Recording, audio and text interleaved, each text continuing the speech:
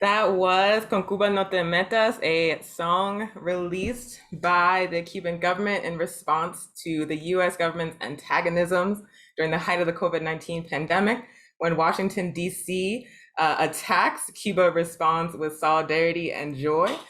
So we are very happy to share that with y'all. My name is Onyesanwu Chatoye. I'm an organizer with the All African People's Revolutionary Party, and I also serve on the National Committee of the Vencedemos Brigade, and I will be your host for our panel event today, Cuban and U.S. Voices Challenging Washington's War on Cuba. So I first traveled to Cuba 2 years ago on the 50th delegation of the Vencedemos Brigade. It was over 100 people gathered together on the island to learn about the Cuban Revolution and also to celebrate the Vencedemos Brigade's long history of solidarity with Cuba. I learned that the majority of what I had heard about Cuba and Cuban Revolution in the United States was incorrect. I learned that the Cuban Revolution was beautiful and resilient, that the Cuban people, although suffering constant attacks on their revolution by imperialism, particularly by the United States, were full of a steadfastness and a determination to be free that could not be destroyed. It was so inspiring to me to see as a revolutionary socialist and as an African woman, and it inspired me to continue to fight in solidarity with Cuba and against the attacks of the government that I pay taxes to. So today we have a very special panel of speakers from Cuba itself via pre-recorded messages, and also US-based Cuba solidarity activists that are going to be talking about why the United States has been attacking the Cuban Revolution for over 50 years, why the Cuban Revolution is such a threat to capitalist empires around the world, and why we, as people living in the belly of the beast and throughout the planet, have a responsibility to resist these attacks on this beautiful model of what a new, better world could look like. So just some brief housekeeping notes. As I said, the Cuban speakers will be joining us via pre-recorded video. Thanks to the US blockade in Cuba, internet access there can be very inconsistent, and so we want to make sure they can convey their entire message to y'all without interruption, so those will be pre-recorded videos. We will also have a number of Cuba solidarity activists based in the United States presenting to y'all live about different aspects of the struggle to resist Washington, D.C.'s attacks on the Cuban Revolution. Also, you can submit questions throughout the panel using the Q&A feature that is available in Zoom. You'll see like two little thought bubbles with Q&A underneath. If you click that icon, you can submit a question there, or you can submit a question in the Zoom chat. Without further ado, I would like to pass to a fellow panelist, David Paul, our first speaker. David Paul is an organizer with the Saving Lives campaign, the Task Force on the Americas, and the Sanctions Kill Coalition. David will speak to the history, scope, and effects of the US blockade on Cuba. Please help me in welcoming David. Oh, thank you. I try to remember, and I think it's important to remember that the US policy of hostility toward Cuba is because Cuba has asserted its right to sovereignty, free from US interference in its internal affairs and who it has relationships with, and is an example for other nations to do the same. I think the goal of this aggressive policy was really clear in the 1960 State Department memo that said every possible means should be immediately used to weaken the economic life, deny Cuba funds and supplies to reduce salaries with the objective of provoking hunger, desperation, and overthrow of the government. The US has used the 1917 Trading with the Enemy Act, authorized in a time of war, to justify a whole series of unilateral coercive measures known as sanctions to isolate Cuba and undermine its economy. After the collapse of the Soviet Union, Cuba's main trading partner, the US tightened the blockade, this economic, commercial, and financial blockade, using its dominance of the international financial system to threaten and punish anyone who doesn't comply. In 1962, President Kennedy imposed a total embargo, prohibited US aid going to the Cuban government. The 1992 Torcelli Act prohibited US subsidiaries of companies of the US in foreign countries from trading with Cuba, and prohibited ships that land in Cuban ports from entering US ports for 6 months. But the real significant one was 96, the Helms-Burton Act, They greatly strengthened the blockade by extending it internationally, sanctioning foreign companies that carry out transactions with Cuba. And it also gave power to continue much of the blockade to Congress, making it harder for future presidents to make any changes. Title III of the law allows individuals who were US citizens in Cuba or Cubans who became citizens many years later to file claims in US courts against anyone that benefits or has relationships with the properties that were nationalized after the revolution, even when those nationalizations were consistent with international and Cuban law at the time. This can include current Cuban hospitals, schools, clinics, homes, factories, agricultural land, and Cuban ports. Cuba actually made compensation agreements with many other countries around these properties, but the US refused any agreement.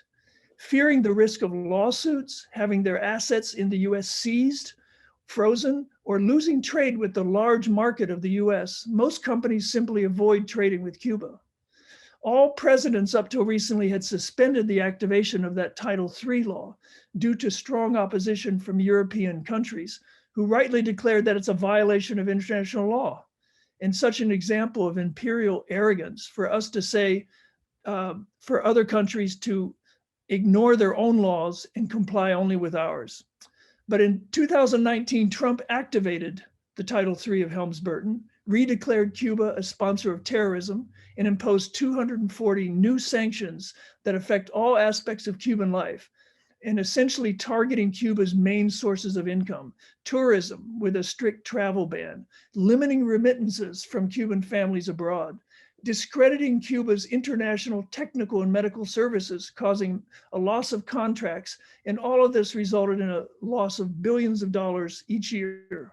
Sanctions also prohibit any export to Cuba from anywhere that contains anything that has 10% components made in the US. This loss of revenue greatly impacts the salaries, produces shortages of basic goods, especially imported foods and medicines, and forces people to spend many hours in long lines for looking for scarce items. The blocking of fuel shipments and spare parts makes it difficult to transport goods within the country, operate farm equipment, maintain the water and electric infrastructures, producing power outages and shutoffs. The blocking of digital technologies hinders international communications, as well as educational and scientific exchanges. But the blockade greatly affects also the health system, blocking spare parts for medical technologies to diagnose cancer, for dialysis, assistive technologies for all kinds of disabled people, as well as many life-saving medications for cancer, heart failure, HIV, prevention of premature births, antibiotics, which used to come from approximately 50 US companies, but they've all not stopped selling to Cuba. Cuba could produce most of its medications if it was able to import the raw materials.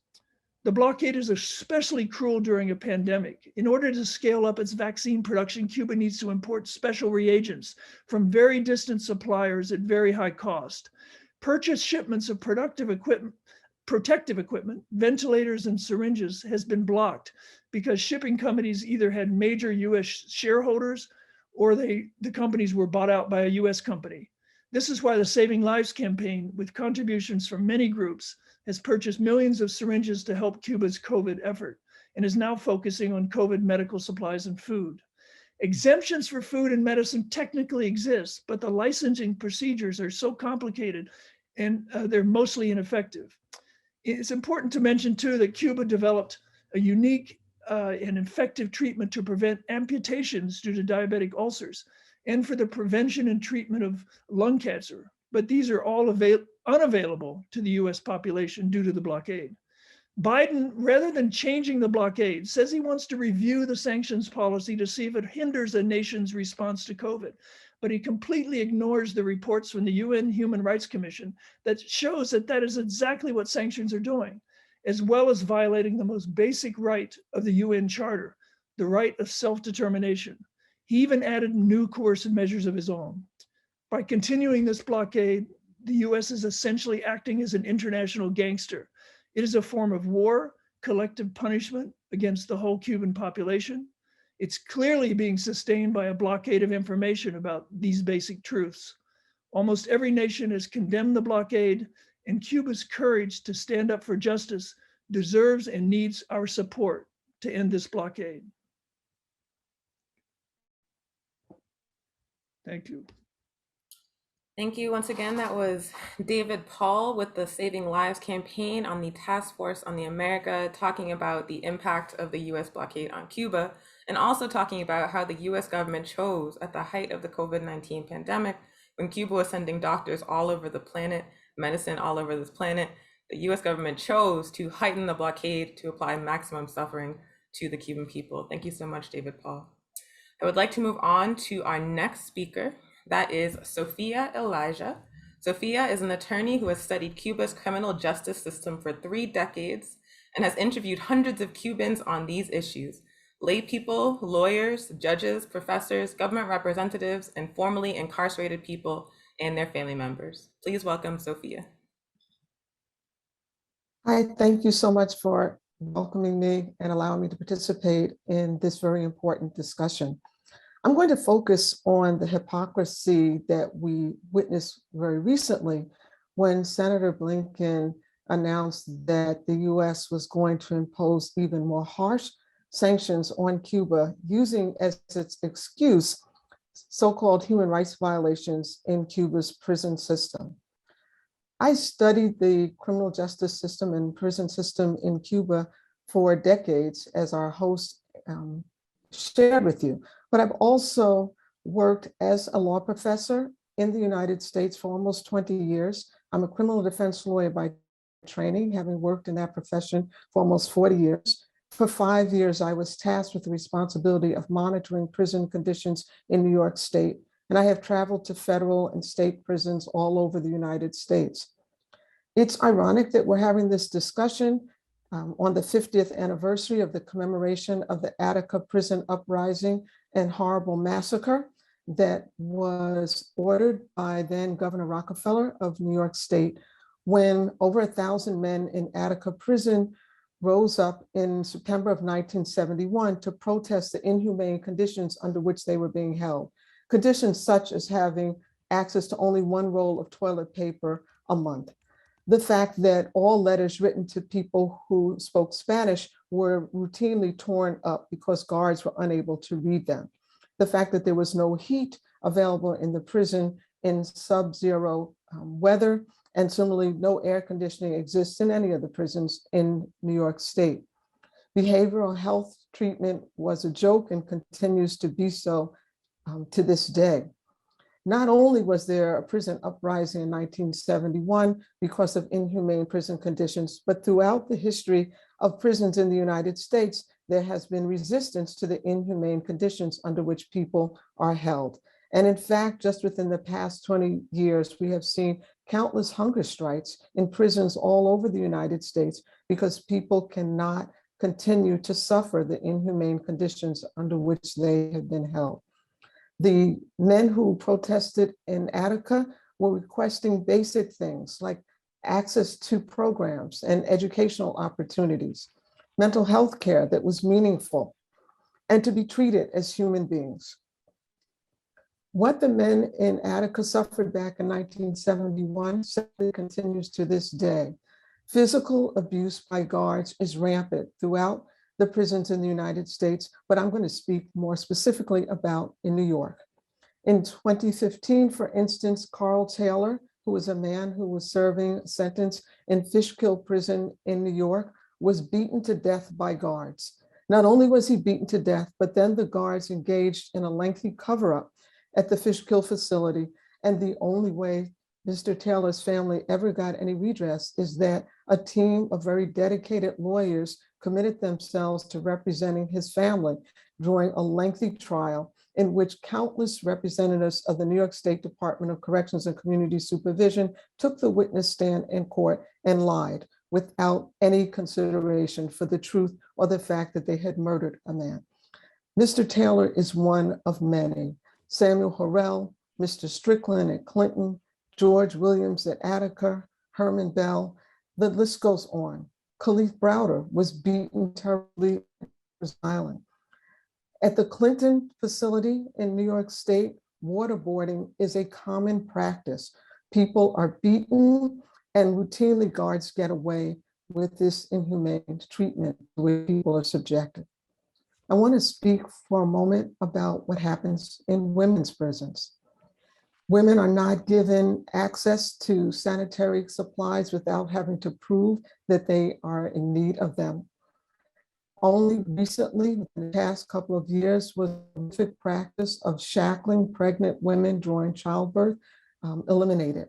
And even after the law that said that women who were giving birth to children could not be shackled, it required years of monitoring before we were able to secure compliance with that law. Solitary confinement is routinely used in New York State and across the United States in federal and state facilities. People are disappeared in cells where they have no access to human contact for 23 hours a day. They're held in these cells. The UN Rapporteur on Torture has declared that more than 15 days in solitary confinement amounts to torture. But here in the United States, people are held in solitary confinement for decades. Witness Albert Woodfox, for instance, of the Angola 3, over 40 years in solitary confinement. Solitary confinement cells are stripped cells. In this photograph, you see a slot in the door. That is the door, the slot through which people receive their food from a guard, solitary confinement. They receive water, they receive mail, but they have no other human contact.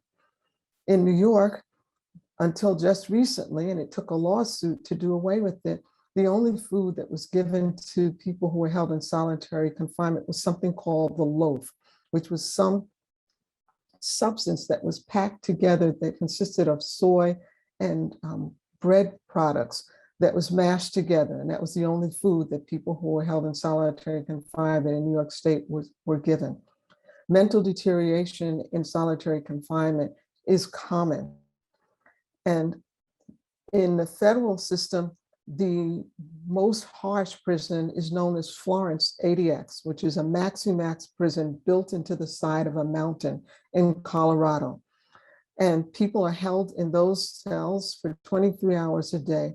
And the 1 hour that they are allowed out, they're allowed out into a slightly bigger cell with a vaulted ceiling that has a slight slot in it, a slight window that's 4 inches wide and 4 feet long. That is the only access or vision of the outside world, quote unquote, that people held in Florence Adx are allowed to have. I'm now going to turn to forced labor. The United States Constitution, well, before I turn to forced labor, let me go back to the conditions in solitary confinement. In addition to the fact that people are disappeared in these cells, I referenced earlier mental health care. Mental health care is a joke. What you see on this screen is the cage in which someone who is in need of mental health treatment and counseling is held. What you may be able to see is the people inside that cage are chained to a chair that is affixed to the floor inside that cage. And then the cage is locked. You can see on the outside of the cage, there's a slot and there's a lock on that slot. And that is someone supposed to receive therapy. I don't think it takes a lot to understand that no one can be expected to receive any meaningful care and improve their circumstances while they're held in conditions that look like this. And these are the treatments facilities that exist in New York State prisons today. I saw them myself when I visited prisons in New York State.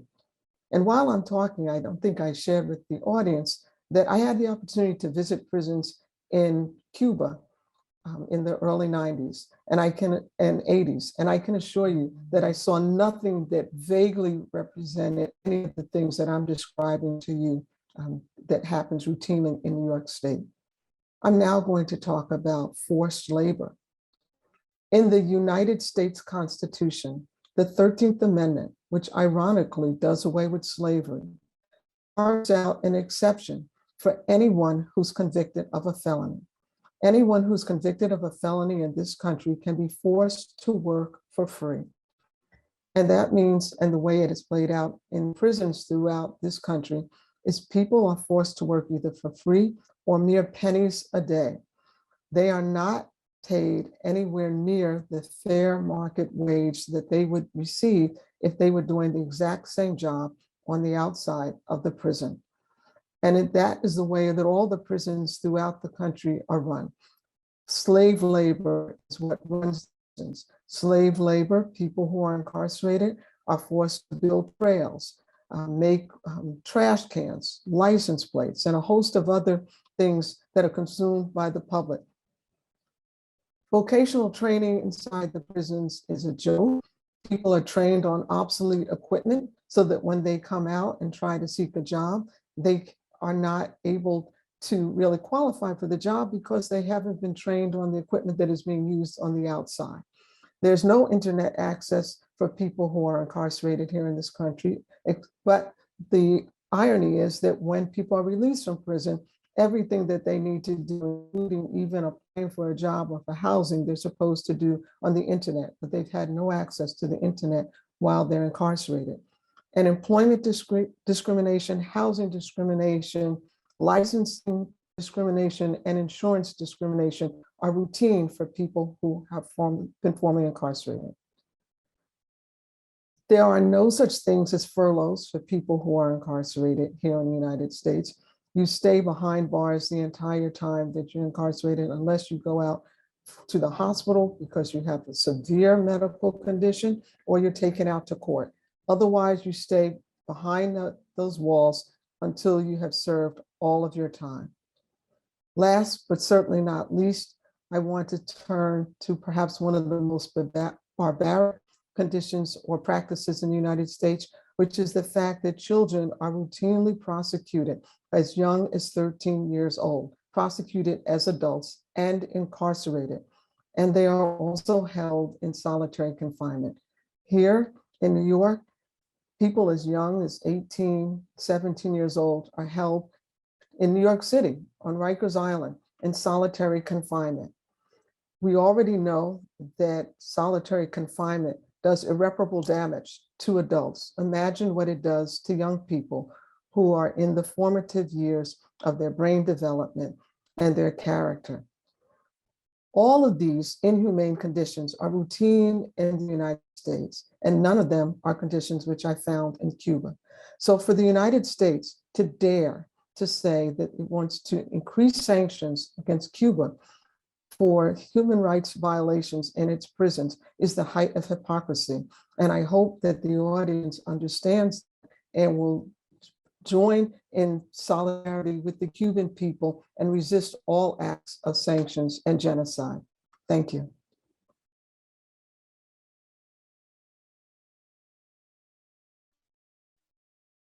Thank you. Once again, that was Sophia Elijah, really powerfully highlighting how barbaric and inhumane the prison and justice system is in the United States, in contrast to what is happening in Cuba. And that does not change the fact that the United States government is opportunistically attempting to accuse Cuba of the very same injustices it is guilty of.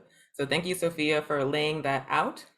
We're going to keep it moving to our next speaker. This is going to be a Cuban comrade, Pedro De La Hoz, Vice President of the Cuban Union of Writers and Artists. Pedro is going to be speaking via a pre-recorded statement, so a pre-recorded video, and he'll be speaking on Cuba's deepening process to combat racism and the ongoing work to resolve objective and subjective conditions of inequality, as well as the overwhelming urgency to end the U.S. blockade on Cuba.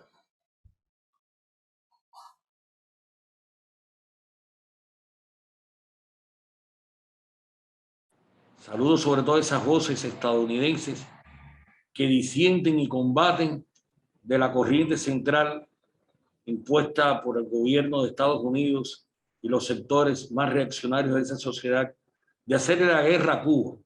A Cuba, un país que lo único que desea es prosperar, que nos dejen respirar, que nos den ser lo que queremos ser. Les hablo yo, Pedro De La Hoz, vicepresidente de la Unión de Escritores y Artistas de Cuba y presidente de la Comisión José Antonio Aponte de esta organización contra la discriminación racial, contra el racismo y por la promoción del legado cultural de los hermanos africanos, tan presentes en Cuba desde el siglo XVIII hasta nuestros días.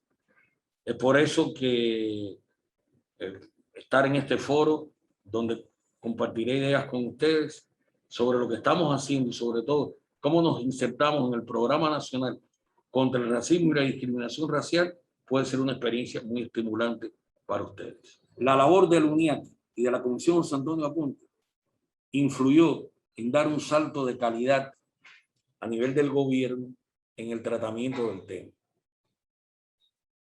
Durante años la comisión, el ejecutivo y varios miembros de la Comisión José Antonio Aponte sostuvieron intercambios regulares con Miguel Díaz-Canel, que era vicepresidente entonces del Consejo de Ministros y el Consejo de Estado. Ya después, desde la presidencia y en debates con el buró político del partido y con todos los ministros, se llegó a la conclusión de que esto había que darle otra dimensión. Y la dimensión es que en el 2019, en noviembre del 2019, se aprobó el Programa Nacional contra el Racismo y la Discriminación Racial. Que el presidente de ese programa es el propio presidente de la República, Miguel Díaz-Canel. Y que tributan a ese programa 18 organismos de la Administración Central del Estado de Cierre, es decir, 18 organismos del gobierno y 18 organizaciones de la sociedad civil, donde están desde las grandes organizaciones de masas hasta la UNEAC, la Unión de Periodistas, la Unión de Juristas, en fin, el espectro más amplio de la sociedad civil. La comisión hizo un diagnóstico que todavía no está completo, pero es bastante amplio, de las causas, o sea, a nivel general y a nivel particular, de las causas objetivas y subjetivas que dan lugar a la persistencia de actitudes racistas y manifestaciones racistas en nuestra sociedad. Pero el diagnóstico se pasa al programa. Cada una de los problemas detectados tiene que tener una expresión, de hecho lo tiene, en proyectos, en programas y en acciones que tienen que ver de acuerdo con, o sea, que vinculado a cada uno de los organismos y las organizaciones o a varias de las que formamos parte del programa.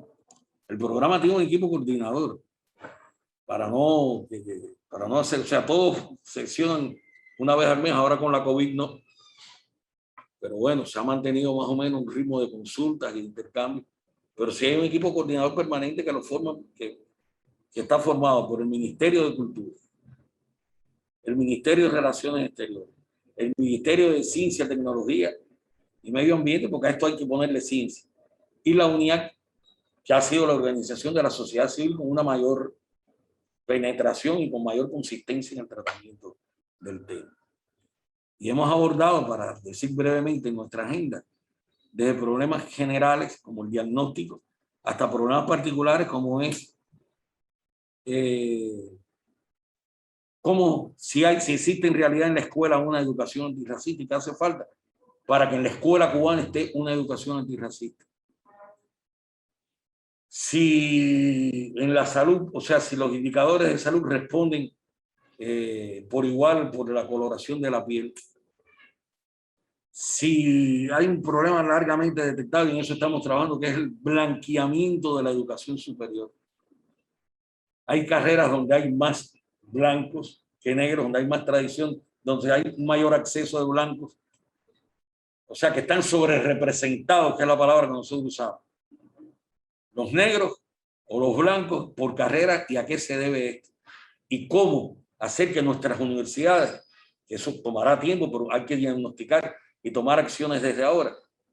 Cómo hacer que las universidades se parezcan más a cómo es la sociedad cubana. Le hemos puesto el acento desde la comisión y ahora desde el programa en cómo se refleja la racialidad en los medios de comunicación, en la televisión, que no es solo poner un locutor negro o una negra locutora, que a veces se piensa que porque ahora tenemos, no, sino cómo se trabaja esto de una manera responsable y que deje frutos. O cómo se conmemoran las efemérides históricas que tienen que ver con el legado cultural e histórico africano en Cuba. O cómo, por ejemplo, Aponte mismo no tiene un monumento, cómo resaltar la monumentaria. Y en eso está trabajando alguien que seguramente ustedes conocen, que es Alberto Lescay, el escultor santiagueño, presidente de la Fundación Caguay y que es miembro de la Comisión Aponte. Ahora por la pandemia se ha demorado algo, pero en Mayabeque, en el lugar donde Aponte lideró la conspiración, que está en el límite entre La Habana y Mayabeque, en la propia Vía Blanca, él ha proyectado un monumento a Aponte, que es un monumento a Aponte y a todos los abolicionistas del siglo XIX.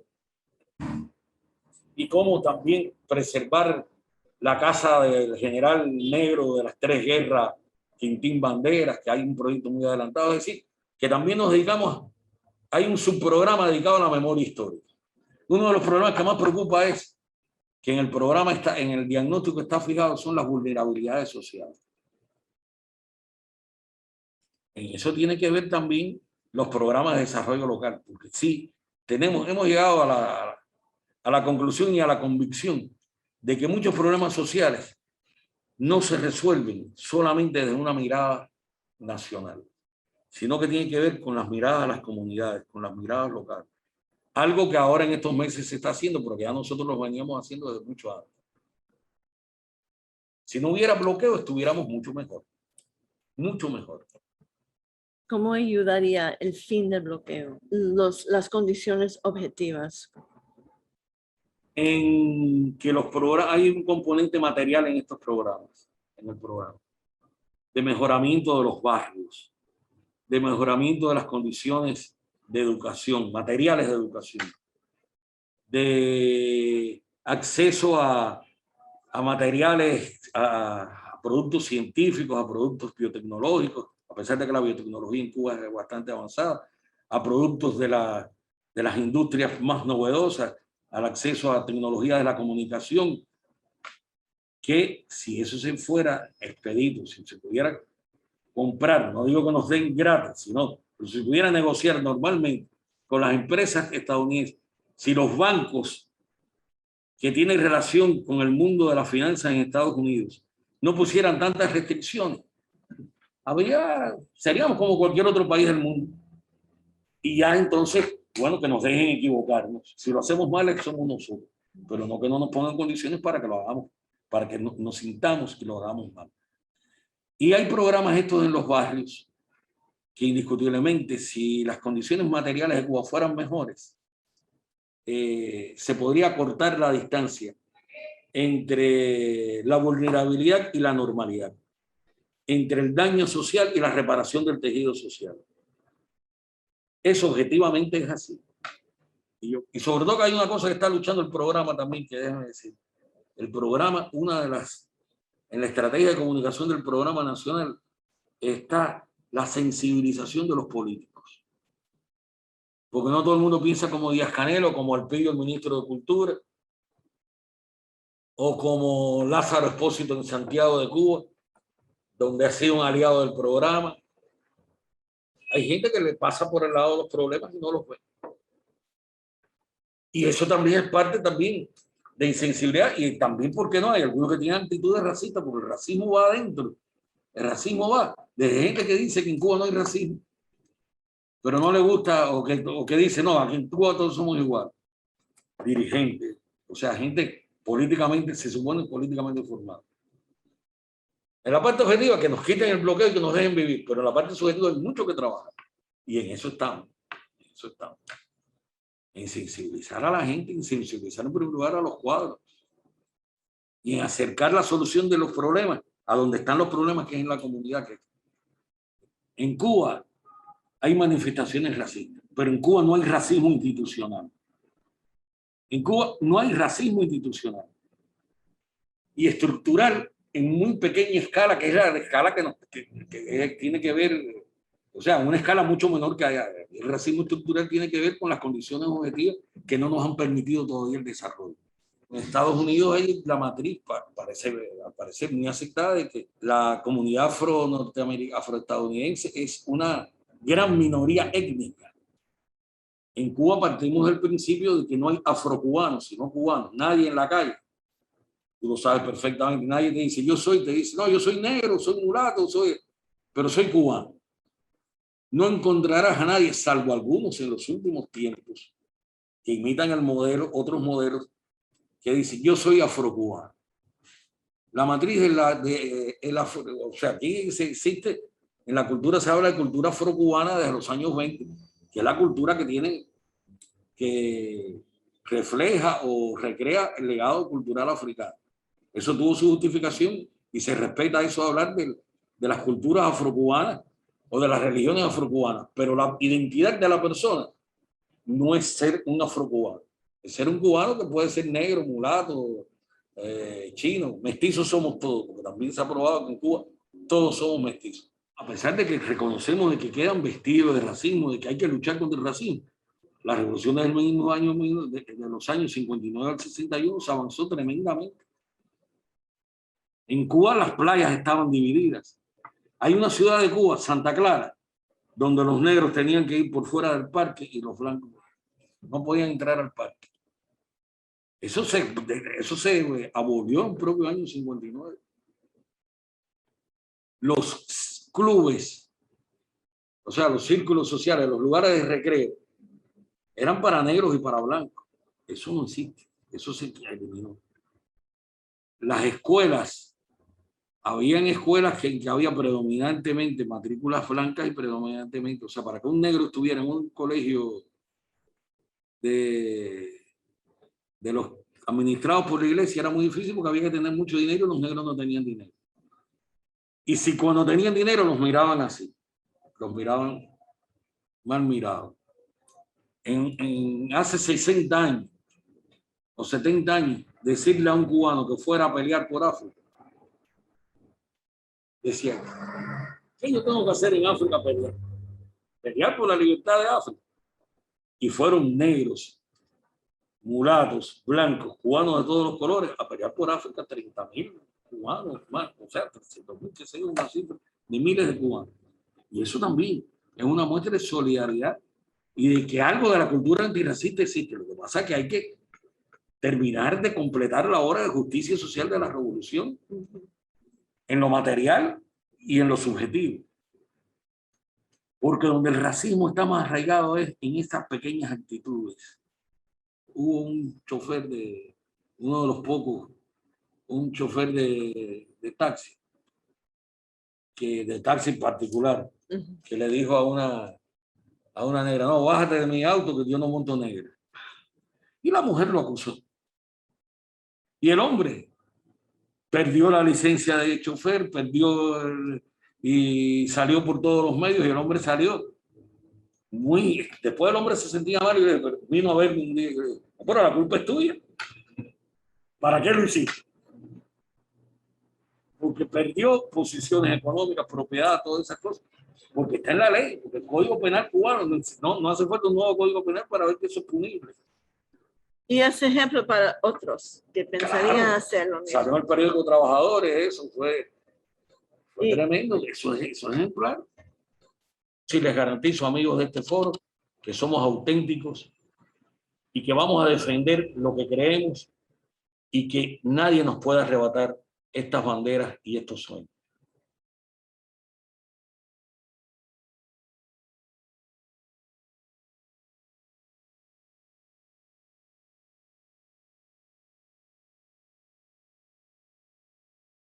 Thank you. Once again, that was Pedro De La Hoz, Vice President of the Cuban Union of Writers and Artists, speaking on Cuba's work to address lingering racism within Cuban society. We saw over this past summer a day of uprisings in Cuba that was widely reported in the Western media as being centered on so-called racial injustices on the island. But as we already know, it was a response to the economic suffering and imposed by the US blockade on Cuba. And we also know that if African people exist on the bottom of a particular society, then additional economic sanctions on that society are going to affect African and other oppressed people most acutely. And so we have to understand ending the US blockade on Cuba as a racial justice issue. If you are interested in supporting these struggles of African people and other oppressed peoples on the island of Cuba to push the revolution forward, then the part that you play as a person living in the United States is to fight to end the blockade, fight to take the boot off their necks so they can push the revolution forward. They have to understand revolution as an ongoing process, and the blockade is holding it up.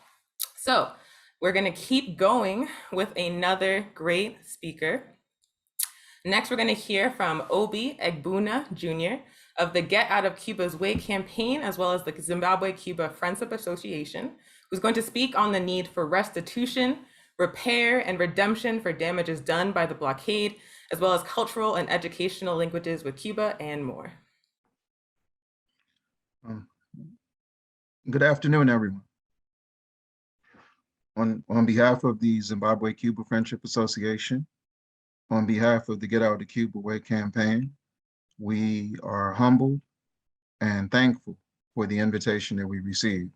And we hope that what we contribute to this much needed conversation is in alignment with what the aim and objective it was today, dealing with Washington, D.C., based on what Washington, D.C. represents in the scheme of global terrorism, and the scheme of imperialism, and the scheme of capitalism, and the scheme of exploitation and dehumanization in every corner of the world that Africans are subjected to at this historical moment, and other oppressed people who we have unwavering and unapologetic solidarity with. We are humbled to be on this panel on the weekend of the birthday of Osagyefo Dr. Kwame Nkrumah, who during his time in Ghana was the first head of state in the world to acknowledge the triumph of the Cuban Revolution 24 hours after it happened, following up on the heels of Gamal Abdel Nasser of the United Arab Republic in Egypt/Kemet at that time.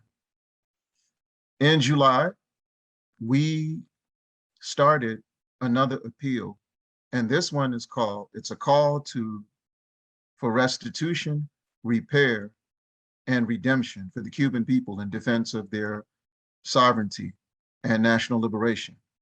And I just wanted to go over some of the objectives of that. The first thing is that we know that in the past 6.5 years, the Cuban Revolution and the Cuban government have let it be known that they are seeking reparations for the damages that the blockade has caused. And when their foreign minister came to the United Nations back in June, they said that the damages are approaching $150 billion. So we feel that we must support that push. That push, the timing could not be better. As we sit here on the 20th anniversary of the United Nations Conference Against Racism, Xenophobia, and Other Related Intolerances that took place in Durban, South Africa. And it was the thunderous speech by Comandante Fidel Castro who helped people appreciate the call for reparations beyond the United States, where the dominant expression, the dominant propagation of that movement and that idea, that aim and objective has confined to the United States, which represents the amputated narrative of the collective African experience. So taking into consideration how it benefits Africans from not just the Americas, but throughout the diaspora, we feel that pushing to focus on Cuba receiving restitution, not just reparations, but restitution for the damages of the blockade, that is something that people who support Cuba on every level should support. And of course, the blockade must be lifted. And we are calling on the Congressional Black Caucus, the African American Mayoral Association, and the National Conference of Black State Legislators to begin to send delegations to Cuba for one singular purpose, to look at the damages that the blockade has cost Cuba, the damages that it has had to the health sector, the educational sector, the public works sector, and all facets of life. The time has come to demand that those same entities, since they represent our community in physical appearance, bare minimum, the Congressional Black Caucus, the African American Mayoral Association, and the National Conference of Black State Legislators hold hearings all over this country on Cuba, forcing the United States to acknowledge their role in not just the blockade, confirming the 635 assassination attempts on the life of Comandante Fidel Castro, confirming the financing of Brothers to the Rescue and Alpha 66 and the Cuban American National Foundation, all regime change installations and institutional frameworks. And we say that also we must force the United States and also exposing what is called the Cuban Medical Personnel Parole Program, which was initiated by Senator Bob Menendez in 2006. And the aim of that is to intercept members of the Henry Reed Medical Brigade as they serve patriotically all over Africa, all over the Caribbean, and all over Latin America. So that's that. We have started engagement with our sisters and brothers that represent Cuban support work in the Caribbean, because the time has come to push CARICOM to give Cuba full observer status, participatory status, as opposed to being observers. Cuba is in the Caribbean geographically, and when you take a look at Cuba's solidarity on the health front, what they have done in Haiti, what they have done in Jamaica, what they have done throughout the Caribbean, how they stabilized Grenada during the time of Maurice Bishop from 1979 to 1983, it is a given that Cuba deserves permanent status in CARICOM. With that being said, turning to the African continent, we are calling for the African Union to strip Zionist Israel of their observer status based on their crimes against Africa, their crimes against Palestine, and their continuous support of the blockade on Cuba. And we are saying that the time has come to replace them with Cuba, because when you take a look at Cuba's work in Africa, whether you're looking at between 1986 and 1996, training 3,000 teachers in Cuba, Zimbabwean teachers, which is the reason that Zimbabwe has a 97% literacy rate today. Whether you're looking at the vaccination campaign they had with Burkina Faso during the days of Thomas Sankara's leadership, whether you're looking at their defense in Angola, their defense in Guinea-Bissau, their defense in the Congo, they have earned the right to have observer status at the African Union. Another part of the Get Out of Cuba Way, in conjunction to show support for what the Saving Rights Campaign is doing in terms of funneling medical equipment and other technical and material support to the island of Cuba at this very tense moment, as they say, because of the corona pandemic, this is the biggest challenge they have faced since the special period in the 90s when the Soviet Union abandoned them. We want to do the same thing on the African continent. So while last year we spent pushing for Cuban medical personnel in the form of the Henry Reed Medical Brigade to be able to come to the United States, just like we pushed for them to come to the Katrina region during Hurricane Katrina, the Gulf region, just like we pushed for them to come to Washington, D.C. when the public hospital in D.C. was shut down in the early 2000s. We were pushing for their medical brigade to come to the United States and function everywhere they are needed to deal with the corona pandemic, focusing specifically on prisons, Native American reservations, and communities that have had hospitals and clinics shut down. But in addition to that, we now are saying that we must push for material support for them on the African continent, where they have 4,000 doctors selflessly, courageously, and patriotically providing a multitude of services. And the initial countries we are going to target are Zimbabwe, South Africa, Ghana, Nigeria, Liberia, Guinea, Eritrea, and the Congo. We say that this work has so many layers to it. We have been, we began some strategic sessions with lawyers because we see how the embassy in Washington is being targeted by regime change agents, but the Secret Service of Washington, the Washington Police Department, the FBI, the CIA, and all layers of government that deal with foreign policy are allowing protesters to target the embassy in Washington. We remember the shooting last year. We see the bombing of the embassy in Paris. We remember the bombing of the Cuban embassy in Puerto Rico. So we see how the regime change agents are being encouraged. In terms of the chronology of the strategical and tactical efforts of imperialism against Cuba, the particular focus now is exploiting the Cuban-born African population. But we say, like with Africans everywhere else, we make ideological distinctions between the people, and this is going to help us remedy that situation. The same way you make a distinction between the Mozambicans who fought in the revolution and were part of Frelimo and the neo-colonialist agents that fought in Renamo, both are Mozambican. One group are revolutionary, the other group are regime change agents. The same way we make the distinction between the Africans in Kenya who fought with the Mau Mau, the Land and Freedom Army, and those who fought with the King's African Rifles. Both are Kenyan, one group are revolutionaries, the other groups are regime change agents. Patrice Lumumba is an African revolutionary of the highest order. He was Congolese. The man who would help the CIA assassinate him in cold blood, Mobutu Sese Seko, both are Congolese. One is a revolutionary, one is a patriotic African, one is a disgusting neo-colonialist. So in that same way, we make a distinction between Jose Aponte. We make a distinction between Antonio Maceo. We make a distinction between Comandante Victor Drake. We make a distinction between those who were part of Partido Independiente de Colo, the first all-African political party in the Western Hemisphere, and those Cubans like the baseball players who turned their back on the revolution, the actors who come to the United States and turn their back on the revolution, and those who are willing regime change agents who happen to be African, who have attempted to reverse the Underground Railroad, running back to the plantation for a more comfortable existence at a time where they're trying to impose on Africans everywhere the paradigm of comfortable exploitation. So we make a distinction between them. So for the Cuban regime change agents who happen to be of African ancestry, who are screaming about prejudice, who are screaming about racism, we say that we know that the revolution is at the forefront of the decolonization process in the Americas, dealing with both prejudice and racism, especially making the distinction between racism and prejudice. Because if those in power are not carrying out policies rooted in racism, you cannot accuse them of racism. But if they are prejudiced attitudes that carry over from 400 years of colonialism, 400 years of institutional racism, that distinction is of high priority to make. But it depends what your motivation is. We have also, in June, we had the Cuban ambassador to the United Nations. We had a press conference for him, and there was media from all over the United States and media from different entities throughout the world. German media was there. Czechoslovakian media was there. Iranian media was there.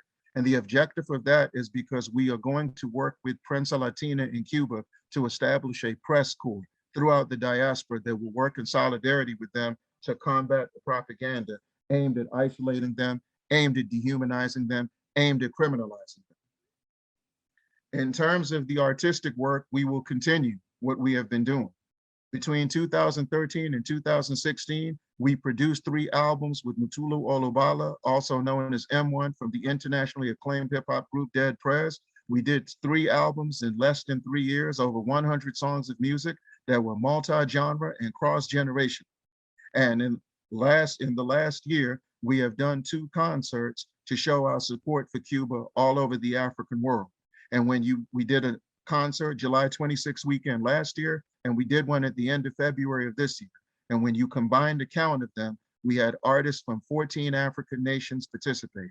We had artists from 7 Caribbean nations participate, 17 United States cities, and 5 European Union countries. And the objective of those concerts was to show the role that culture and art can play in intensifying the solidarity efforts. We had the children of the Mass Emphasis Positive Action and Creativity Youth Brigade create a mini documentary pushing for why the Cuban medical personnel belong inside North American borders, dealing with the corona pandemic and other problems that we are afflicted with inside United States borders. So what we will continue to do is because we understand that there are different levels of commitment, different levels of focus, different levels of energy. And so for those who just call for the lifting of the blockade, we understand we must do more than that. The Vatican is against the blockade on the far right of the spectrum. Some racist and hypocritical congressmen are against the blockade inside United States borders. So if we say we're supposed to have revolutionary solidarity and revolutionary camaraderie, obviously we're always looking to do more. Obviously, we are always looking to intensify the efforts. And we believe that we have elevated those efforts where we have gone from solidarity to camaraderie.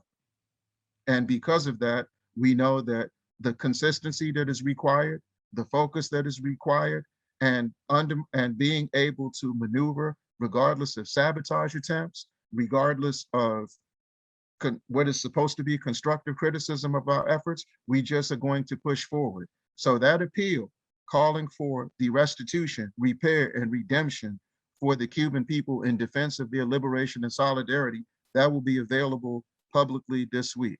And just like the appeal we did last year, it will have support from all over the world. But in between that, they are specific things that we will be doing, targeting every sector. This work has allowed us to engage the National Council of Churches. This work has allowed us to engage city council members, board of supervisors, organizations with the same focus that we have, grassroots, revolutionary focus with a revolutionary objective and revolutionary pursuits. So all we're going to do is continue to do the work that we have done. And like we said, some of the work is targeted specifically for the African continent. We will partner with people in the Caribbean, all of the things that we highlight. So that is what we were invited to share. And we hope, like I said, we hope that our analysis of the situation, the practical things we're doing, and the practical things that we plan to do are in harmony with what the objective of this panel was today. Thank you very much.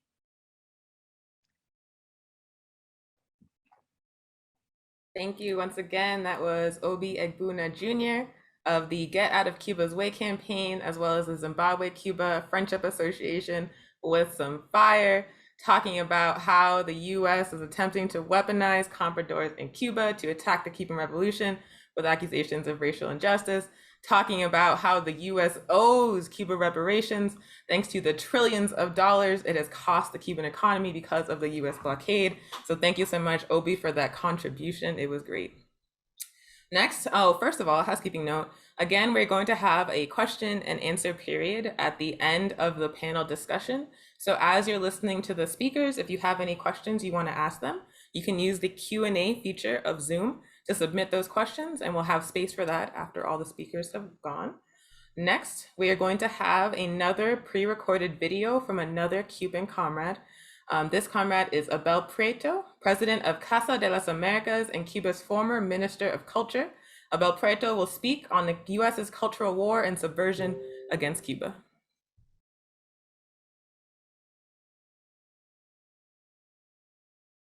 Prácticamente desde los primeros años de la revolución, entre los planes de los Estados Unidos ha estado tratar de dividir la intelectualidad cubana, tratar de crear una especie de quinta columna en el sector artístico.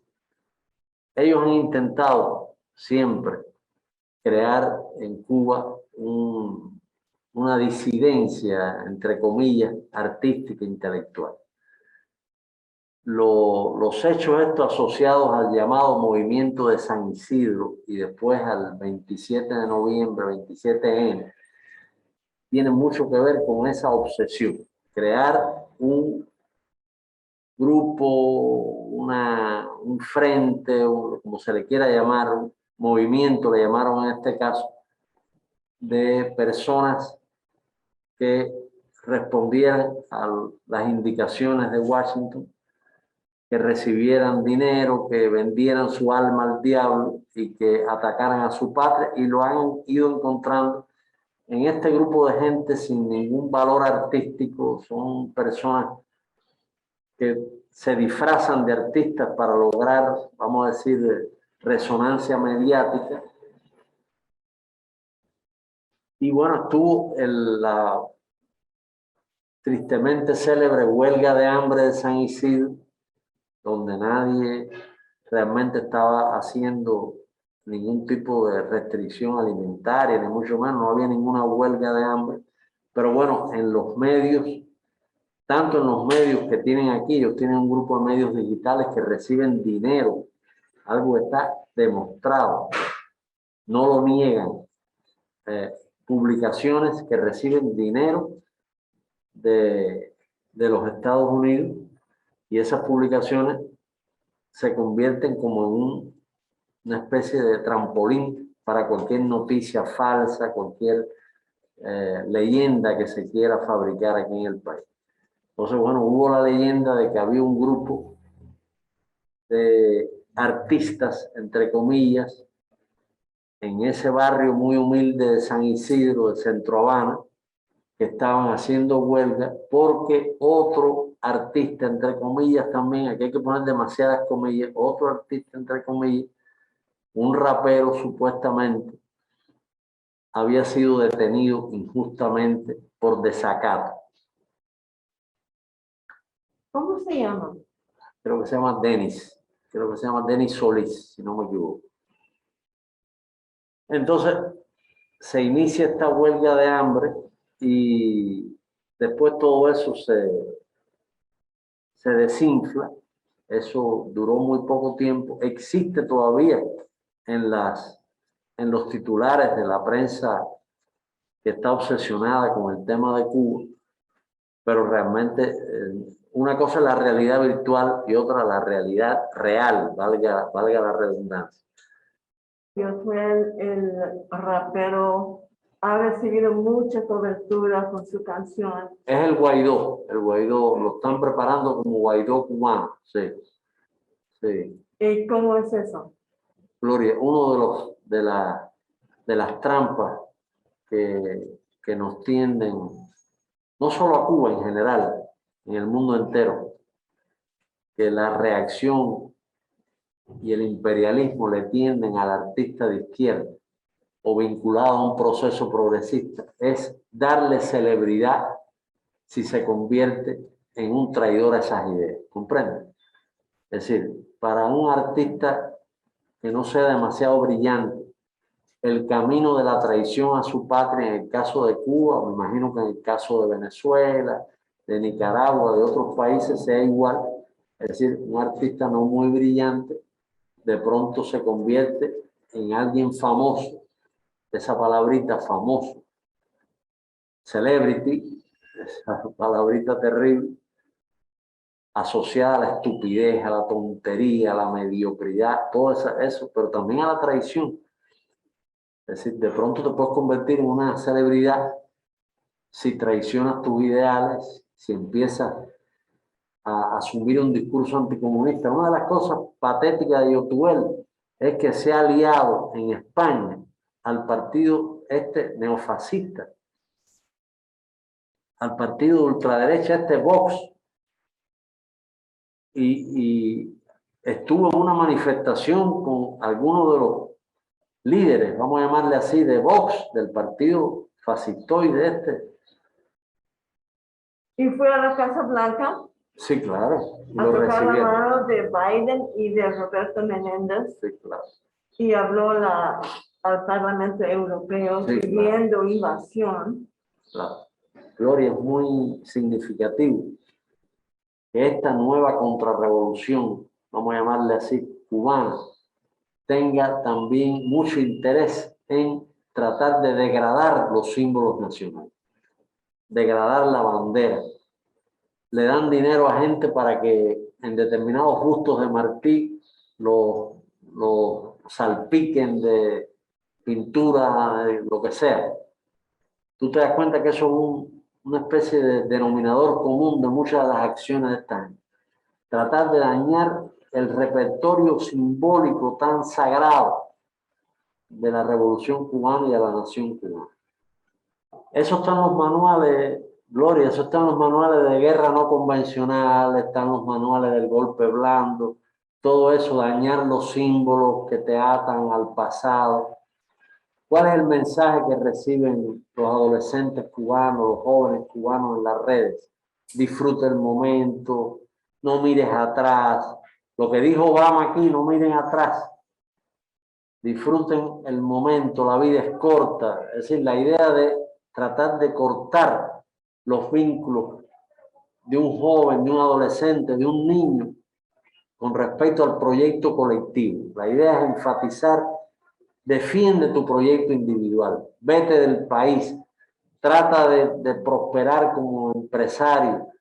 El capitalismo es la libertad, la gran burla de que el capitalismo es sinónimo de libertad.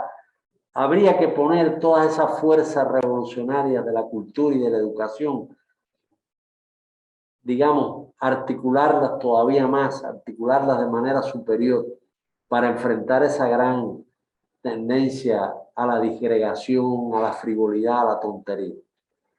La Unión de Escritores y Artistas de Cuba, por un lado, la Asociación Hermanos Saiz, por otro, las demás organizaciones, la Unión de Periodistas, etcétera, nuestra sociedad civil auténtica, porque otra cosa que tratan de hacer con todas estas historias, todas estas caricaturas, es crearnos una falsa sociedad civil.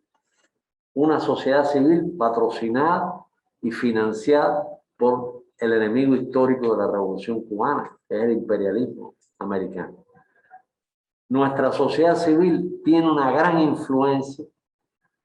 También en todo esto ha influido la situación esta tan especial que tenemos con el distanciamiento, la gente que no puede aglomerarse para evitar el contagio.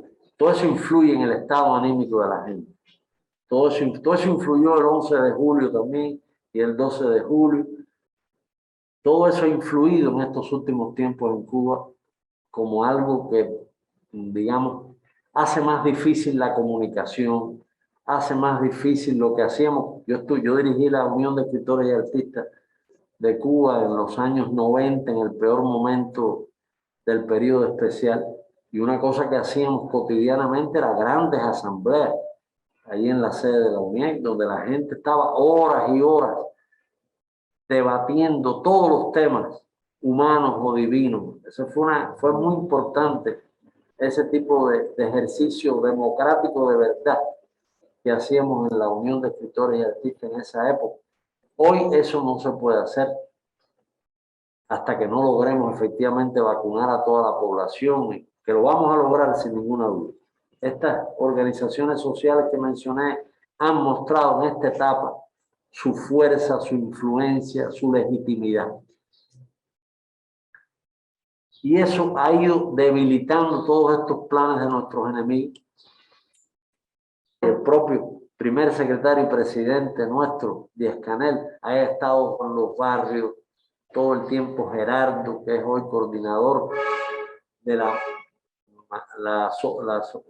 organización de masa realmente de mayor número de integrantes, los comités de defensa de la revolución, ha estado también en los barrios más complejos. Hay un trabajo donde el barrio realmente está participando de manera decisiva para solucionar en un momento tan duro, por un momento tremendamente duro, donde se suma el bloqueo recrudecido que nos dejó Trump y que Biden ha continuado sin cambiar ningún tipo sin flexibilizar ningún tipo de aspecto de ese cerco.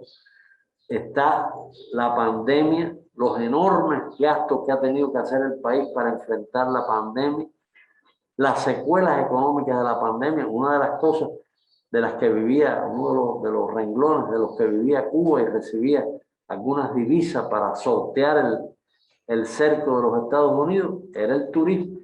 ¿Y qué ha pasado con la pandemia? El turismo sencillamente se anuló, se liquidó el turismo y estamos enfrentando también ese tipo de problemas. Ahora se supone, ya se anunció, que a mediados de noviembre se abren las fronteras y empezamos a tener determinados flujos turísticos, pero es muy difícil realmente calcular el enorme daño que nos ha hecho la política de hostilidad. Es muy importante que haya amigos solidarios haciendo este tipo de foros. Es muy importante aclarar todo lo posible. Hay muchas personas confundidas, se lo decía Gloria hace un momento, muchas personas que le cae el diluvio de mentiras encima y no tienen respuesta, no tienen información, y es lógico que se confundan. El propio primer secretario y presidente nuestro, Díaz-Canel, lo ha dicho con toda claridad. Hemos cometido errores, hemos tenido, vamos a decir, fenómenos burocráticos, digamos, falta de sensibilidad en algunos dirigentes, cuadros que no están atentos al reclamo de la población. Esas cosas nos han ocurrido. Una revolución es fruto de los seres humanos y tiene los errores humanos también incluidos junto a los grandes logros y grandes hallazgos, tiene ese componente. Pero es muy importante que nuestra verdad llegue y ustedes, como personas que nos brindan solidaridad, nos brindan amor, simpatía, afecto, que sean portadores también, por supuesto, de esa verdad.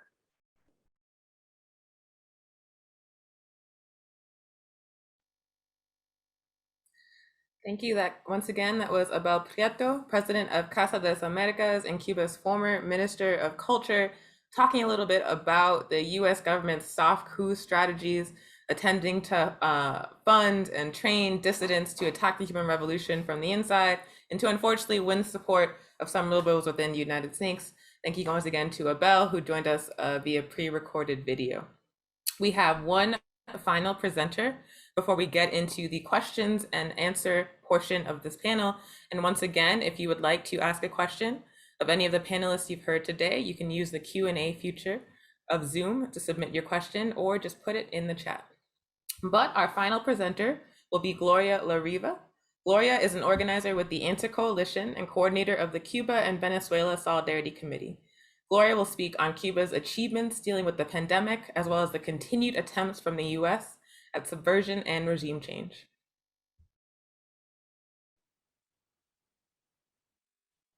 Thank you, Anya Sanwu, and thank you to the other speakers. Tremendous presentations. And thank you to everyone on the panel for this critical time for Cuba, as we all know, whose people are struggling mightily against the double storm of the 60-year blockade and the COVID pandemic, which has become much more serious in Cuba, as well as around the world, and certainly in the United States, where 670,000 people have died and the numbers are growing. Almost 2,000 people died in the US yesterday. To give you an idea of the amazing increase of the COVID cases in Cuba, in all of 2020, the number of people who had died at the end of December 31st in Cuba was 146 people. And this year, the total is now 6,796. It's a major increase, partly because of the Delta virus, but also because of a particular sharp increase that began about mid-June. And especially after Father's Day, there's a number of different factors, but it's a serious problem for Cuba, partly because the very limited resources due to the tightening by Trump's 243 measures, most of them economic, has made income for Cuba almost non-existent. Tourism has been completely shut down since the beginning of the pandemic. And in the beginning of the pandemic, Trump's economic measures included the blocking of all remittances from Cubans in the U.S. That's $1.5 billion that had been sent in 2019. And then when Bolsonaro became president, he expelled all the Cuban doctors, which meant a loss of several $100,000 of income for Cuba's healthcare and other essentials. So the very little bit of resources has been directed almost entirely in the healthcare industry to the COVID patients.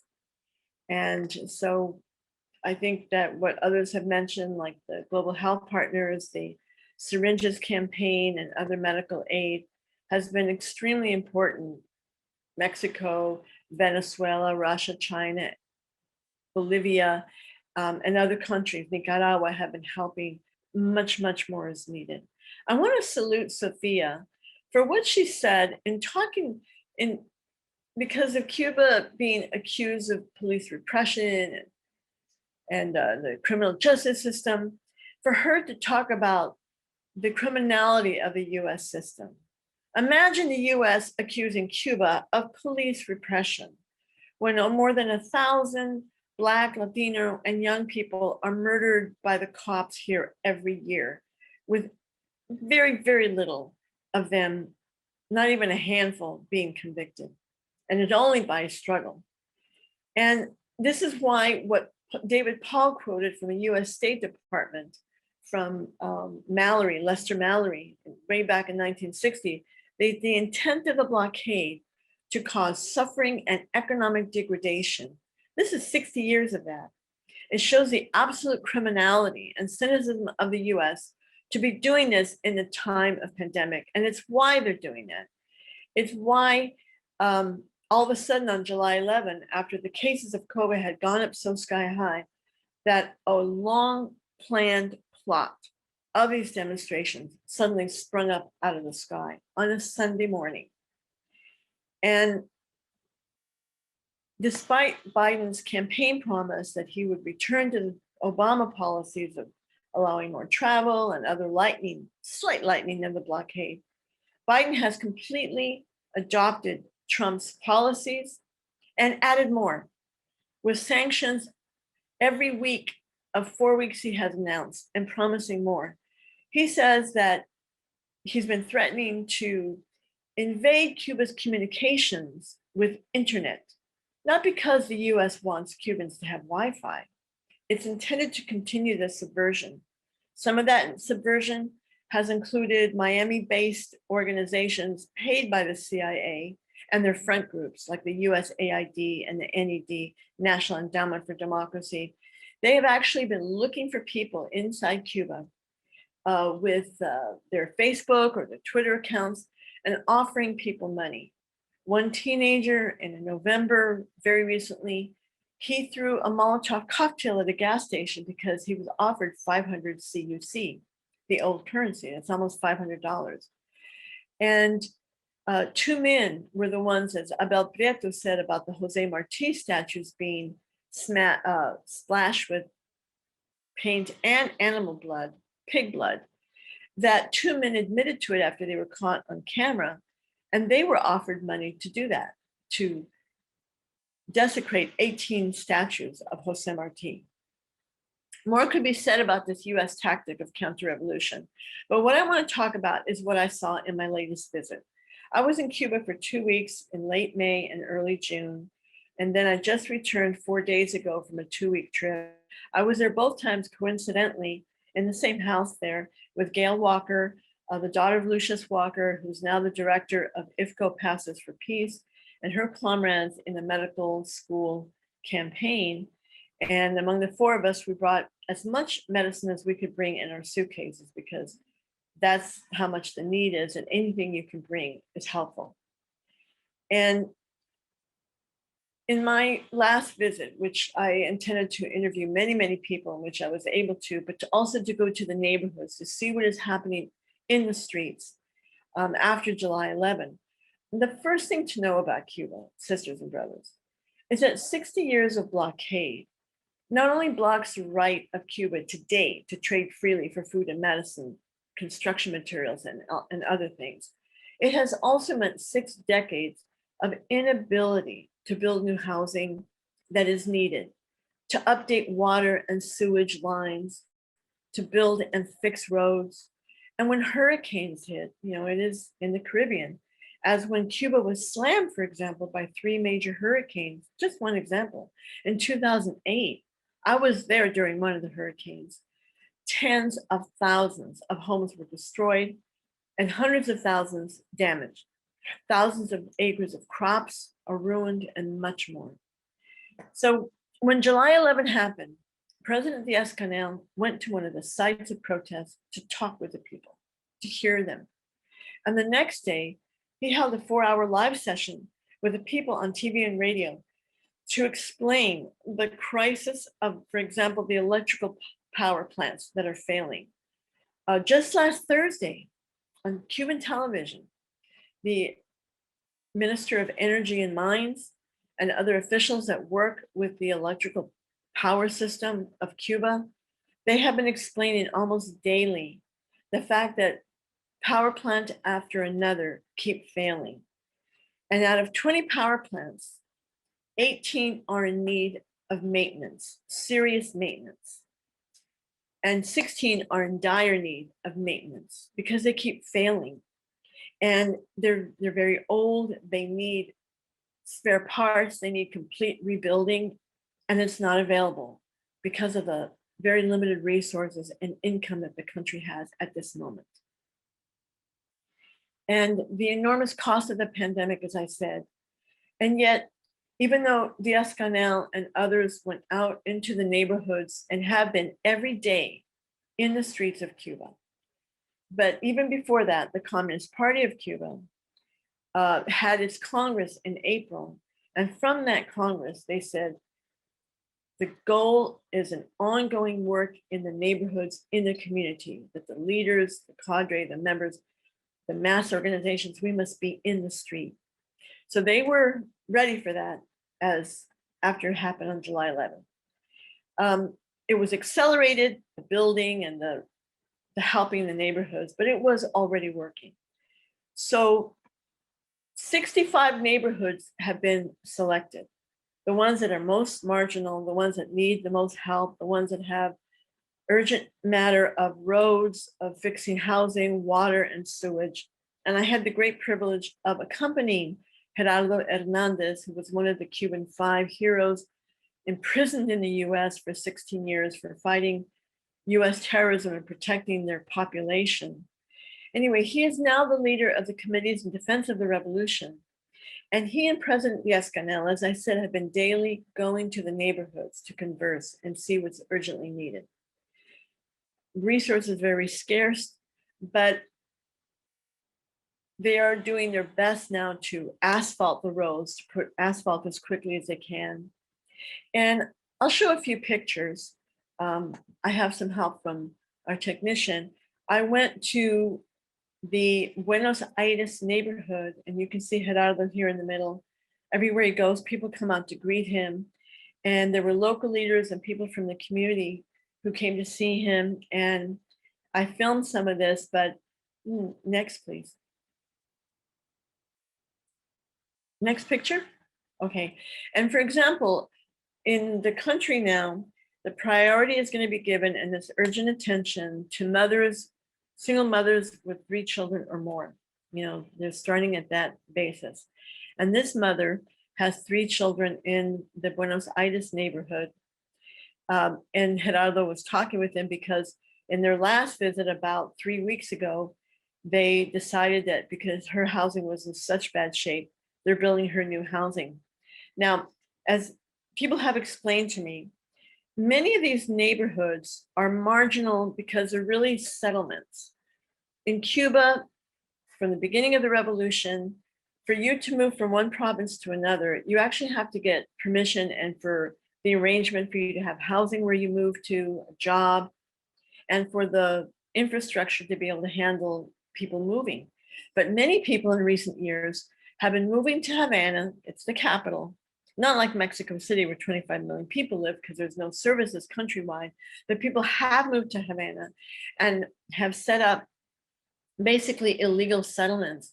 So in this neighborhood of Buenos Aires, because it was part of a, an area where there was a steel factory and big area of containers and all kinds of things there, people began to fashion their own housing.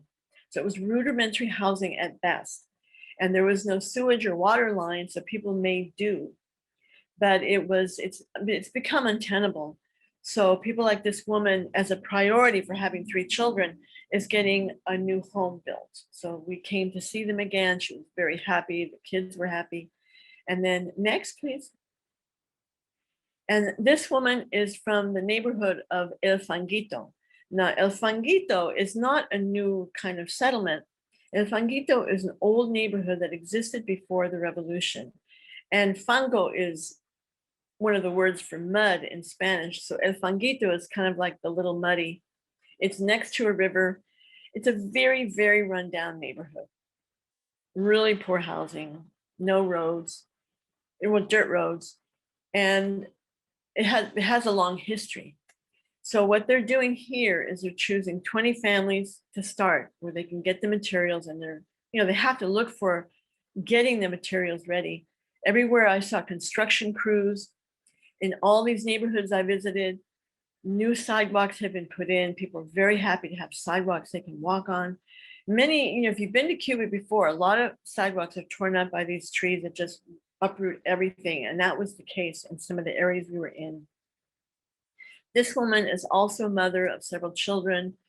And every time it rained, her roof would collapse. So now they're building her a new home. You can see the bricks in the back.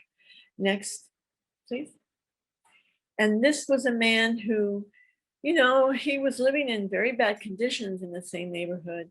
And Geraldo said to me when he came a few weeks ago, about 3 weeks ago, the man was like, I'm fed up with the situation here. And when we saw him, he was extremely happy. He said, the government has really come in to help us. And he said, and I asked, well, how has the blockade affected you? He says, the blockade's there. He says, but we have to work hard. We have to come out of this. And he said, now my children, he goes, now there's, paving here where the kids don't have to have this flooding. So you could see people's feeling that there's help now. And it's not just getting help, it's also people putting their efforts into. There's a slogan in Cuba now called Ponle corazón a Cuba, meaning basically put your heart into it for Cuba, put your heart into it. And that's what everybody is doing. Next slide. So this is just an example. This is the river in El Fanguito. It's very muddy, it's very dirty. And in this whole area to the woman's left, to my right there, was a big empty block, empty lot. And they just asphalted it. They're going to bring in all kinds of infrastructure for playground and for the park and for people to use. And they have dreams. They said, we're going to make this a mini Malecon. The river is going to be cleaned up and we're going to have, a place for tourism and for jobs. And it was just great to see. This woman has been here for decades. And she said, I'm going to protect this park with my life. Next slide. These are some of the construction workers. They were, sifting. You've probably seen this if you've been to Cuba, people using hand tools. They don't have all the machinery that we have in the U.S. We may have all kinds of construction material, but we have 500,000 homeless people and many more to come with the evictions happening while condominiums are empty. But you can see the sidewalk. It's a very long sidewalk that they had built. And there's a lot of construction work. There's no shortage of a need for construction workers. Next, please. Now, in this same neighborhood of El Fanguito, this man in the red shirt, he is the head of the local, his neighborhood union of writers and artists. And he's very involved in art in his community. He was very proud to show that black plastic bag was covering it because it hasn't been officially unveiled yet. But he said, I'll show you what we have. This was, you can see kind of the carved out rock. That was just rock there. And as part of this whole improvement, beautification and improvement of people's neighborhoods, artists carved out from the rock and painted this beautiful bust of Jose Marti, who's Cuba's national hero. And the CIA front groups paying people to desecrate Jose Marti is, as Abel Prieto said, trying to desecrate, trying to weaken the people's national unity and consciousness. Next, please. And this is La Virgen de la Caridad del Pobre, Cuba's patron saint, which many people revere and revere. So this was a rehabilitated statue, and there is a beautiful niche that's been created for her to be placed in. And it's a recognition of Cuba's culture and, one of its religions in addition to African syncretic religions in Cuba. So next. This is the neighborhood of La Timba. I had to cut Pedro De La Hoz's talk, which was almost an hour, and it's really tremendous for time's sake here. But he said in La Timba, there was no disturbance there. And he says, and that's because they've been working from the ground up. in neighborhood work, and people have solidarity there. But still, things are very hard. This was the old sewage line that they just uprooted starting a few weeks ago. And you can see it meant that by being broken here just in one spot, sewage would leak out. So now the next picture shows, this is one of the alleyways, and some of the workers, both from the neighborhood, people from the neighborhood, and construction workers who've been hired, laying in much wider and stronger, more permanent sewage lines. And then people, of course, are very happy about this. Next, please. So I have in my last 2 visits, visited biotechnology. I went to the Center for Genetic Engineering and Biotechnology, one of their dozens of centers. Cuba is a powerhouse, renowned in the world for what it has developed, both its 5 lines of vaccine, 3 which are approved in the country, as well as having to create their own ventilators. There's an open source information on how to create these kind of ventilators. So the other, the factories that make this kind of metal shaped and produced the chassis for the ventilator, and they get other parts and make their own ventilators in Cuba. And next slide. So what they needed was they needed to increase the capacity recently. So I was reading an article in Grama newspaper of this woman on the right. Her name is Janet Garriga. She's an engineer. And she told me as a 6-year-old, she always loved to fix things and make things happen. So she's an engineer at the Neurosciences Center, which works on neuroscience, but they were employed and asked as an emergency to develop pieces for ventilators, including Y connectors to double the capacity of the ventilators. So she developed it, the design. She is here with one of her co-workers, and she talked about that they need resin to make more. So David Paul, who just spoke at the beginning, I was mentioning this, I wanted to take some resin. And so he made a major contribution, and I added to that, of course. And we brought resin for this center, and they're going to be able to make many more pieces, Y connectors. But she was a remarkable woman. Next, please. The vaccination is going forth. This last week, Cuba announced that 92% of the population will be vaccinated by November 15 with all 3 of the required vaccination shots. This is one of the vaccinations that I took a picture of. She's obviously an adult, but another great improvement is that Cuba announced about 2 weeks ago that 2-year-olds on up, between 2 and 11, because 12-year-olds are already vaccinated in Cuba as well as in the United States. But babies are going to be vaccinated, and they started last Wednesday. I wasn't able to go, but it's a remarkable achievement. It's the only country in the world that has done this. So children are still going to school right now on television.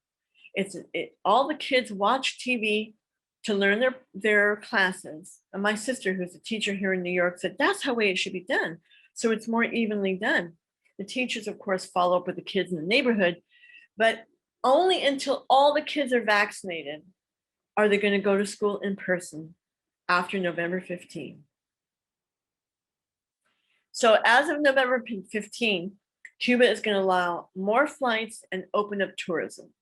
It means, of course, they still have to be careful, but they need the economy to open up. They need it very much for income. Next slide, please. Okay, so I'm going to wrap up real soon, but this is some children that we saw waiting for their vaccination. Next slide. This is some of the medicine that I was able to carry in my suitcases, 60,000 ibuprofen and acetaminophen. It's a drop in the bucket. It's a drop in the bucket. And Gail and her sisters working with her also brought many suitcases. Next picture. This was the scene at our house where we were staying. And we went to hospitals. Next picture, please. Or maybe that's it. Okay. Anyway, where we took them because everyone tells you in Cuba, there are no antibiotics, none. There might be some in the hospital for emergency cases, very urgent cases, but there's no antibiotics. Many key medicines are not there. I went to a pharmacy where it was at that moment across the country, heart medicines, diabetes, metformin for type 2, and one other medicine, I forget. They were being loaded into the pharmacies, but painkillers, acetaminophen, all those kind of things are not available. And the hospitals that we took the medicine to said, this will help reduce the fever of people with COVID. Our work is cut out for us, sisters and brothers. Our work is cut out for us. Our task is solidarity. Cuba will work on their issues. They're a revolutionary society. The talk by Pedro De La Hoz shows that. Cuba moves forward. They don't move back.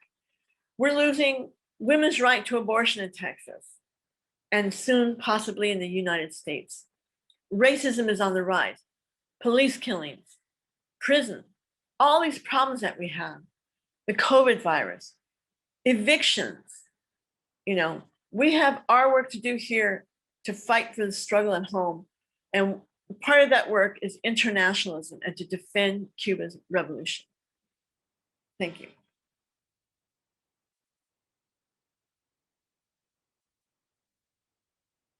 Thank you so much. Once again, that was Gloria Lariva, an organizer with the Answer Coalition, as well as a coordinator of the Cuba and Venezuela Solidarity Committee, speaking on Cuba's achievements in dealing with the COVID-19 pandemic, including their extremely impressive vaccination campaign. Another way that the US is trying to attack Cuba was trying to say that they were withholding vaccinations, but Cuba has now vaccinated a higher proportion of its population than the US government has done in a longer time period. So yeah. We are going to be transitioning to the question and answer portion of this event. But before we do so, we have some slides that are showing upcoming Cuba solidarity actions and events that you can support and participate in. So first up, the sponsoring organizations of this, oopsies, never mind. So Cuba caravans, campaigns, and fundraisers.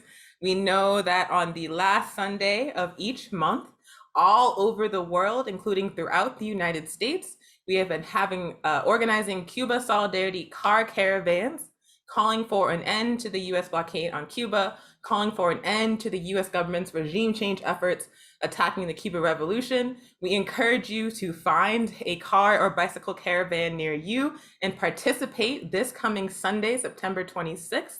You can find the closest car caravan in your area by going to bit.ly/September 26 caravans, and that link has been posted in the chat. Also, Project El Pan is collecting funds to send food and other essential products to Cuba, products that they cannot get because of the US blockade. You can also follow the link in the chat to donate to Project El Pan. And then lastly, our comrades at IFCO, Pastors for Peace, are organizing a friendshipment caravan to Cuba that is taking place November 13th through November 26th of this year. If you want to know more information about the caravan, to participate or to donate to support it, please check out the link that has been posted in the chat. Also, make sure to check out the organizations that have sponsored today's webinar. Those organizations are the Answer Coalition, the Cuba and Venezuela Solidarity Committee, the Saving Lives Campaign, and the Vencedemos Brigade. And all of the websites for the sponsoring organizations have been posted in the chat for you to visit. Now, on to your questions for the panelists. The first question we received from y'all is, have you invited any US government diplomats to try to defend or attempt to defend their sanctions against Cuba? And any panelists can answer this question.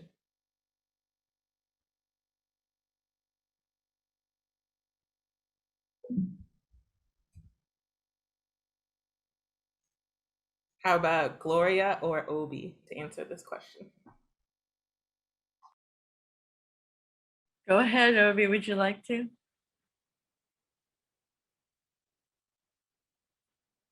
I think that, well, absolutely no, but the reason is because based on the climate and atmosphere, it has been more of a priority to push elected officials to support the efforts to have the blockade lifted. And the reason being is because the last vote, the vote at the United Nations was 184-2, and only Zionist Israel and U.S. imperialism are the only countries in favor of this. So the overwhelming world, the overwhelming sentiment of the world, the aspirations of the world, and being an organizer with a Pan-African outlook, even the neo-colonialist governments in Africa that disgust us, even they vote against that blockade religiously like clockwork every year the vote is on the table. So what we have done instead is we have facilitated a meeting with the mayor of Newark, Ras Baraka, whose father, Amiri Baraka, led the second major delegation to Cuba right after Joe Louis led a delegation out of our community and wrote an essay called Cuba Libre.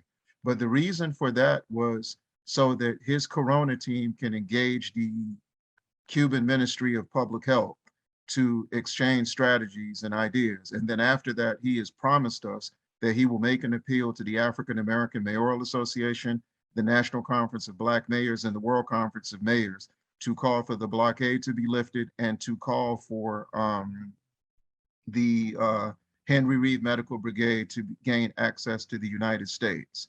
We strategically have engaged State Senator Malika Sanders Fortier of the 23rd District in Alabama. And if you know Alabama's history, the Port of Mobile opened up to Havana a few years ago and was supplying Cuba with a significant portion of their utility poles and their poultry. So we strategically targeted Alabama, and her district is one of the poorest in the United States, so that the National Conference of Black State Legislators could do more. At the city council level, those of you who know the landscape of Prince George's County, that's the most affluent US-born African suburb in the United States. So their council at large, Calvin Hawkins, is meeting with the Cuban ambassador to the United States on October 8th, but he supported our appeal last year. So to answer, I wanted to give some practical examples, and we worked together with the Saving Lives campaign to get the San Francisco Board of Supervisors to pass a resolution in support of Cuba's health efforts and the lifting of the blockade. So our energies have been strategically centered around targeting elected officials at the local level and the national level who have the integrity and courage to condemn the blockade and be part of the fight against the blockade. It makes no sense to engage Bob Menendez because what they do, we know, but we are happy that we live in the era. We have gone from COINTELPRO to OINTELPRO. So as United States military and diplomatic imperialist aggression takes on a more overt nature, then there's no need to, because everything they do, we get a chance to see it. And we just have to be on the offensive and the defensive, and which is one of the prerequisites of being diligent about this work. Thank you so much, Obi, for that very comprehensive response. The next question for the panel is, would any of the speakers would like to comment more about why the Biden administration is pursuing its extremely hostile policy towards Cuba, when the last administration that Biden was a part of, the Obama administration, didn't end the blockade, but did pursue a significantly different policy? So why is Biden going harder on Cuba? And that is for any panelist to answer.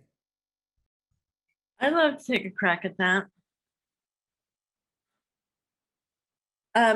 If it's okay, I'd love to. Okay. Really, when you look at the last 60 years since the revolution, 62 years, the tactics change, but the objective is the same: the overthrow of the Cuban Revolution. And when Obama spoke in 2014, and that was the day that the Cuban 5 remaining 3 prisoners returned home in exchange for the American who was convicted in Cuba of espionage type activity. And they announced, both President Obama and President Raul Castro announced that they would open up the embassies. Obama said at the time, he said, what we have done in the past hasn't worked. meaning their objective hadn't worked, their tactics, and that they were going to have a new approach, as has been done in the past. But when you look at overall Latin America policy under Obama, that part strategically hurt Cuba as well as Venezuela. For example, the Coup of Honduras, one of the first acts of the Obama government was that this country, Honduras, had just joined the ALBA, the Bolivarian Alliance of progressive countries in Latin America, joining with Cuba and Venezuela. That was a big no-no. So he was immediately overthrown. And since then, we've seen the disaster of Honduras, thousands of people fleeing, the repression, the growing poverty, and so on. And Obama basically declared economic war on Venezuela and began the degrading of that society in March 2015, declaring Venezuela an unusual high security risk to the United States. And that began the sanctions regime again, the heavier sanctions regime against Venezuela, stealing their oil, blocking ships of oil to Cuba on a regular basis. That's an act of war. So one could look at one tiny part of Obama's policy in Latin America as if it seemed like it was lightening up on Cuba, but in the region, it was not, including trying to cut off the Caribbean nations from Venezuela's oil, which they successfully did. And I think that the issue of Biden is he's just a figurehead. I think the Pentagon says we can do away with Nicaragua, Venezuela, and Cuba, as John Bolton called the Troika. And I think that there's a video that I have. If someone, if Nick or somebody could put up on the chat the link to a 15-minute video we have of a Cuban, Raul Capote. Some of you may know who he is, but he was a double agent for the CIA from 2004 to 2011 for 7 years. He pretended to be working for the CIA, but all along he was giving the information to Cuba. And in that video, he talks about how he was being selected years ago, where there would be a disturbance created by a US CIA in the island. And they tried it in 2006 to try to overthrow, create chaos on the island. And Raul Capote was supposed to call for intervention and declare himself president. That has all the sounds of Guaido, which they tried in Venezuela.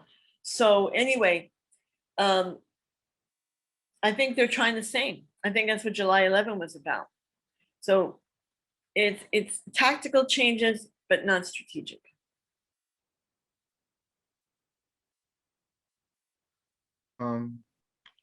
Yeah, I wanted to add to that. I think that we have to go back to President Obama's, to start the role of the Obama administration with their high-profile field trip to Cuba would be like discussing George Bush's Africa policy and showing him as a born-again humanitarian in Africa right now. We must remember that when Obama was campaigning, he spoke at a rally in 2008. He spoke at a rally, and he said in his 47 years of living, Cuba had never known democracy and human rights. And Comandante Fidel Castro responded. So he initially was in favor of regime change. He only yielded to pressure from high-profile business people who were the same business network that pressured the Clinton administration in the 1990s to normalize relations with Cuba. Ted Turner and the head of General Electric at the time had bought an ad in the New York Times, and that led to Cuba being taken off the Pentagon's national security list. And after the Bush administration came in, Condoleezza Rice puts them on the list of outposts of tyranny. So this is just part of the never-ending loveless quarrel between Democrats and Republicans. But to answer the question specifically about Biden, Biden has let it be known he has no interest, no intention in being on the Mount Rushmore of white liberals. He knows he can't replace Kennedy. He knows he can't replace Roosevelt. He knows he can't replace Clinton. He knows he can't replace Carter. So he has opted to go in the direction of Harry Truman and Woodrow Wilson, white supremacists who happen to be in the Democratic Party. During his time as the Committee of Foreign Relations, as the chairmanship of it, he let it be known he was, and at the moment, he is pursuing regime change not only in Cuba and Venezuela, but in Zimbabwe and Eritrea as well.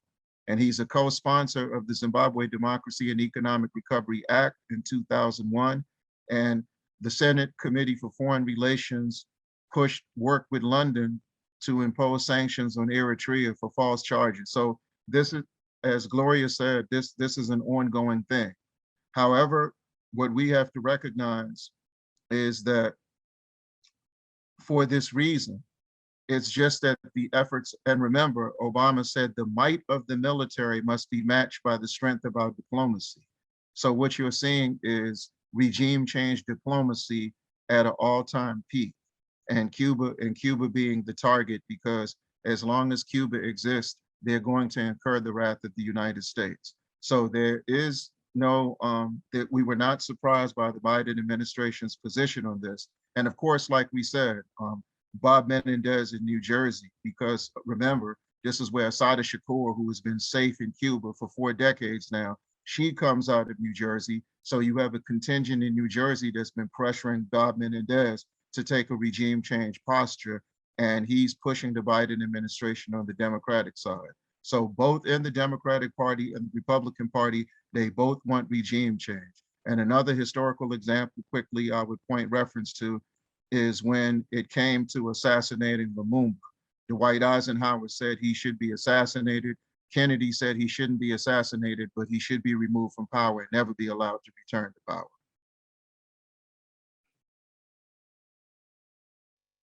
Thank you, Obi and Gloria, for your answers to that question. It's very important to understand the Biden administration's policy toward Cuba in the larger context of the U.S. empire's hostility towards the Cuban Revolution and to all socialist projects. We do have additional questions, but we are unfortunately out of time. We want to wrap up this program to respect the time and schedules of our presenters and audience.